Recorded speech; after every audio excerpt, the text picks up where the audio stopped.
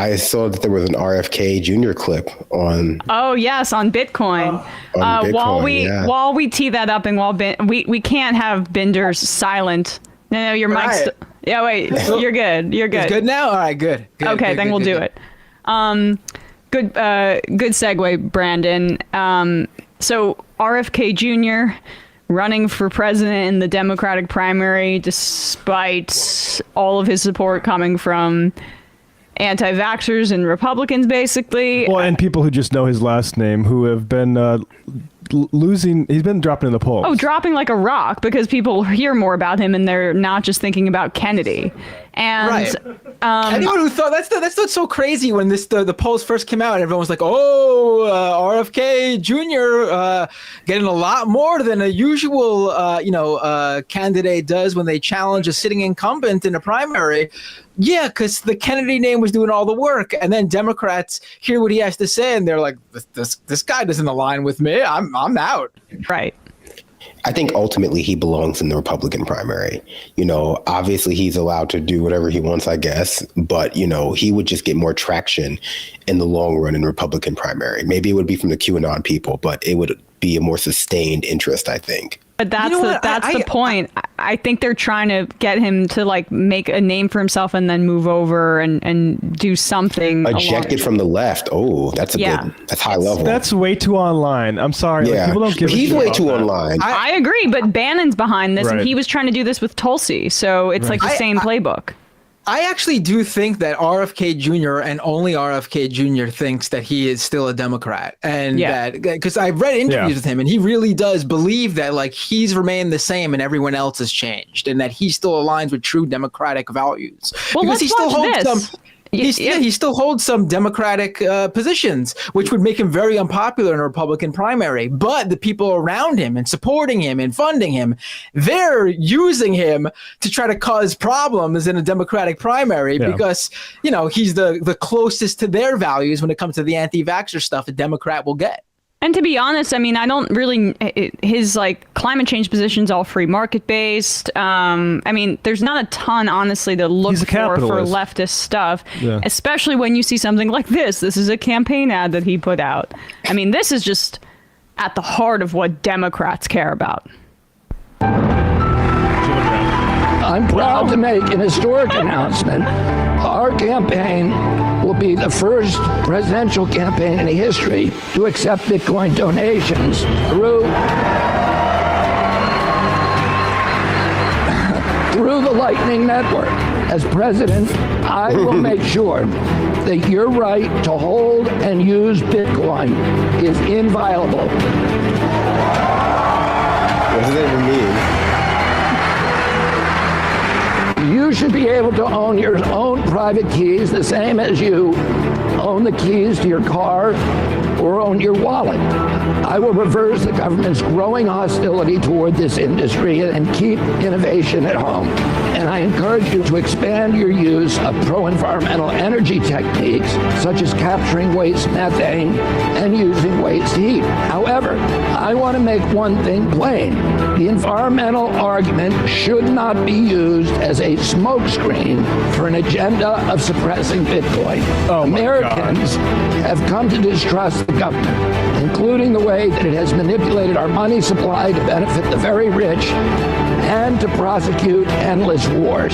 Bitcoin is a bulwark against precisely this kind of government and corporate expansion and intrusion. The public ledger of Bitcoin makes every transaction transparent to everyone. It might therefore be a harbinger of a future in which the government is transparent to the people. Your support of Bitcoin puts you in the same category as the framers of the Constitution gave us these democratic institutions. And you are the current manifestation of that impulse. So thank you all very much for everything that you do. And thank you for being part of this movement. What? I mean... Let's just make this crystal clear. First thing straight up before the Bitcoiners and the crypto people and the right wingers who believe anything he said are all like, yeah, the government's trying to, it's hurting Bitcoin and stopping Bitcoin. And Bitcoin has been around for 13 years now. The only thing that has stopped Bitcoin from ascending to whatever Kennedy said it is Bitcoin itself, because there's absolutely no utility that the mainstream has found for this technology. And we could put that out to more than just Bitcoin, all cryptocurrency. The US government has been completely hands-off in the crypto world for a decade. And only recently, literally probably really just this year, the SEC has decided to actually do something about this once Bitcoin did finally find one small utility for it to be used for, and that is as a highly volatile, speculative financial asset. That is all it is found for the vast majority of people. So the idea that like the U.S. government is trying to stop this technology, no.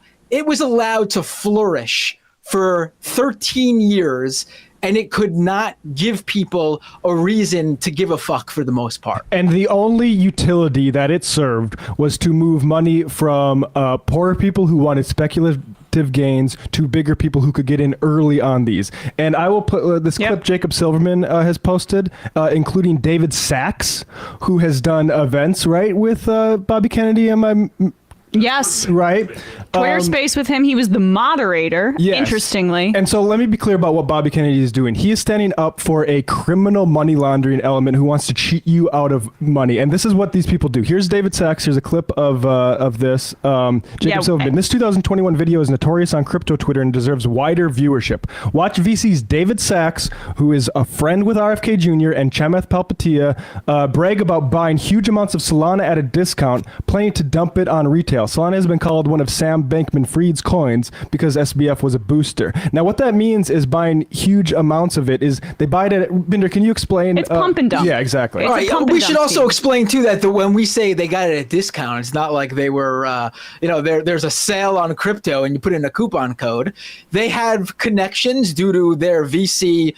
I don't know if any of them specifically invested in Solana, because we should also mention that Solana is not some cryptocurrency where you don't know who the founder is. There's an entire funded operation that has received VC funding that have funded Solana, and they have set aside large portions of Solana for those venture capitalists who invested in their company, for them to make back their money when they dump it on the retail investors. Yes. So what you're about to see is them joke about dumping it earlier than they're contractually obliged to. They're obliged to hold it for longer, but they're going to sell it earlier, so people thinking that it's actually something good to buy, it will appreciate a value, can give them the real money, which is what they're after. So these people should go to jail, in my opinion. Chamath Palihapitiya, and I'm your boy J-Cal. Sachs, I gotta say, I think your AUM is positively correlated with the bags under your eyes. If you mean it's getting bigger, you're correct. I mean, they're heavy. Good Lord. They're heavy, dragging you down. That's where you're hiding all that Solana, in your fucking, under your eyes. You better clear that Solana position. What's your lockup, 24 months? Fuck no, he's trying to sell it to me on text message. Yeah, of course he is. We're negotiating discounts. So pause it. So right now, what's happening with what was happening with Solana is like they knew that this is going to lower in value. I would need to get it out to market quick, faster than I should. Right, Binder? Is that basically what's going on here? Right. Yes. They basically are really flaunting, which is incredible. The clip really is incredible. I've seen it before. They're basically flaunting the idea that it's basically like the equivalent to insider trading in a sense. Yep. Like they're flaunting the idea.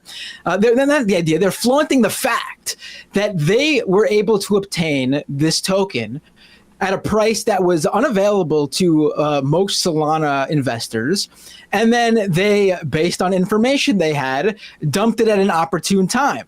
I mean, and it's coordinated too, because a lot of these guys, I've seen this even with like Mr. Beast, a YouTuber, and Logan Paul have bragged on YouTube streams about doing this, where they'll like message, with Gary V, where they'll all message each other and they'll be like, the time is like, now's now's the time.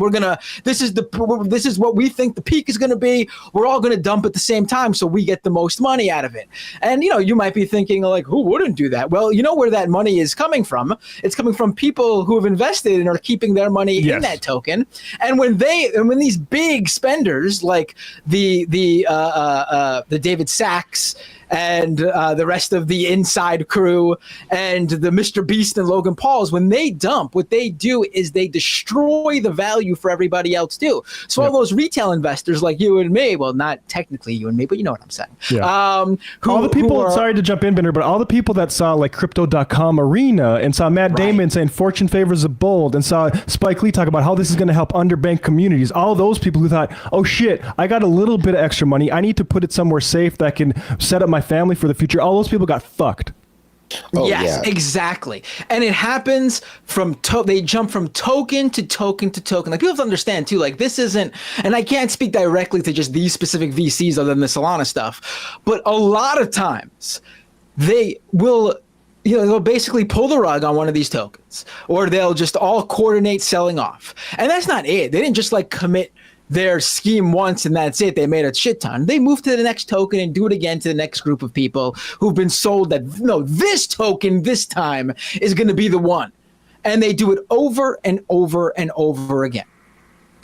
Yeah, no. And I think I would just add to that too, that's one of the reasons why they've been so not against, but the Coinbase fight and the Binance fight between the SEC and Gary Gensler has been very personal for a lot of these crypto influencers, because there's a non-zero chance that the SEC will be going after these people, because, the intersection of finance and influencer means there's just so much evidence. There have already been so many, not enough, but many influencers charged. Soulja Boy, Kim Kardashian, Lindsay Lohan, Floyd Money Mayweather, like so many of them have already been charged with pumping these unregistered securities, that there's a good chance that a lot of these people will be getting notices from the SEC in the future.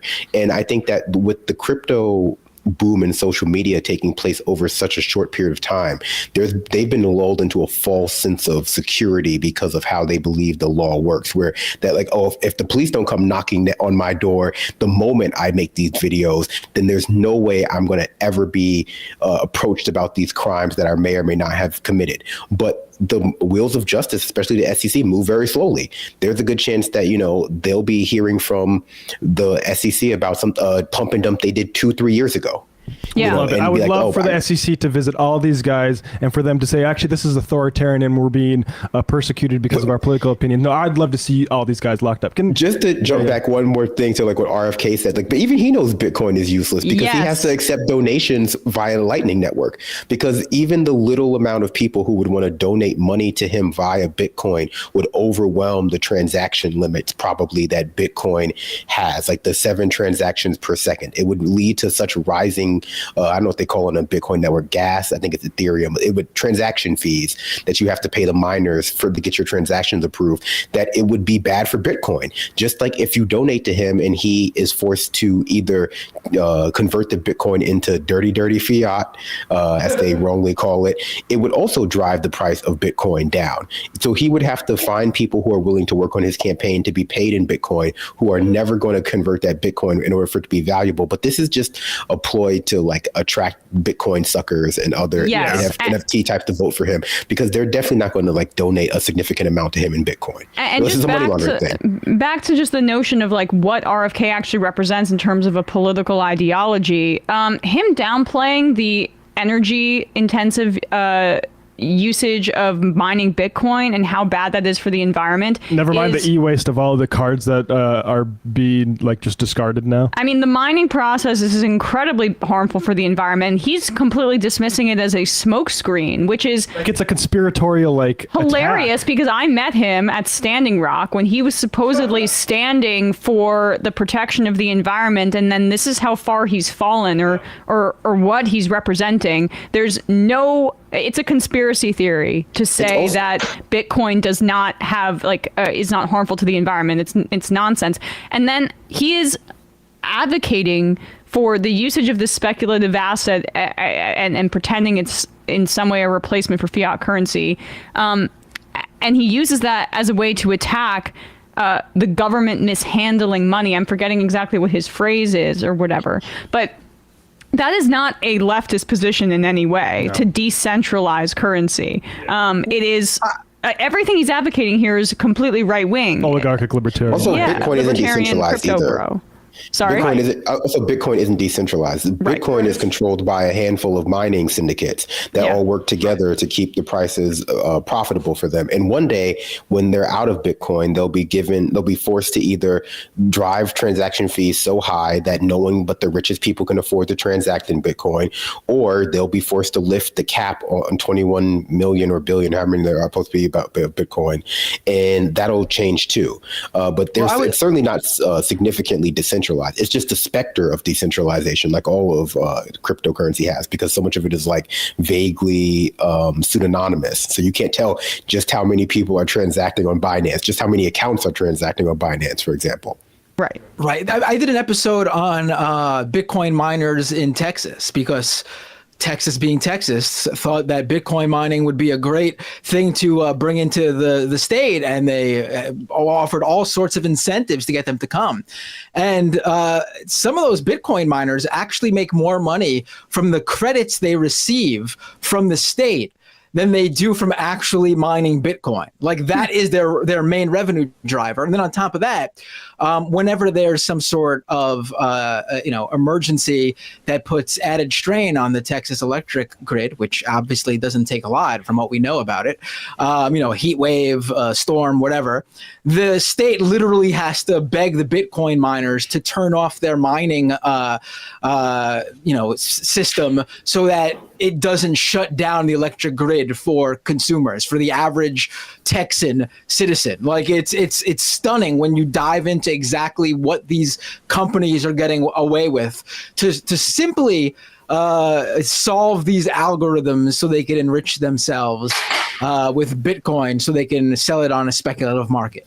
It's also just like one last thing funny to say the government can't violate your right to own Bitcoin, because like A, the government can definitely seize your property no matter what, but B, the government isn't trying to violate anyone's right to own Bitcoin. It's just saying banks shouldn't transact or hold them on their books, and shouldn't work and provide banking services for companies who solely provide cryptocurrency, because there's a big risk that they'll have a lot of funds withdrawn in a very quick, unreasonably fast manner, which can cause liquidity shortages at banks or bank runs. Like, cryptocurrency companies are still allowed to sell you Bitcoin. You might just have a hard time turning it back into money, but that shouldn't be a problem if you believe in Bitcoin. And I also that's not to overstate to the extent to which banks hate it up for ideological grounds. Banks are perfectly fine with the idea of crypto. This is from, I'll just read the quote first before I tell you the source. A new technology is redefining the way we transact. If that sounds incredibly far-reaching, that's because it is. Blockchain has the potential to change the way we buy and sell, interact with the government, and verify the authenticity of everything from property titles to organic vegetables. It combines the openness of the internet with the security of cryptography to give everyone a faster, safer way to verify key information and establish trust. Now, that's bullshit. But I'll say the source of that was Goldman Sachs. Well, yeah. So banks would definitely be involved in Bitcoin if it weren't for all of the bank secrecy laws and anti-money laundering laws that are inevitably tripped when you start transacting with crypto companies. Like, people might have to question why that is, because ultimately, if it were just about the money, they would be doing it. But it just creates an undue amount of administrative burden when you have to worry about the fact that the crypto exchanges aren't doing KYC. Yeah, and ask the Dread Pirate Roberts if it is actually that good for keeping yourself out of the authoritarian clutches of the U.S. government. Wait, I need more context on what he was the guy who was running the Silk Road. And basically, is that the guy who did busted. Silk Road? Yeah. See, that's the thing. It's bad if you're in America, but you know who will violate your rights? North Korean hackers. Or hackers in other countries who can take your money and then not worry about being arrested by the U.S. government, and then you just can't get it back.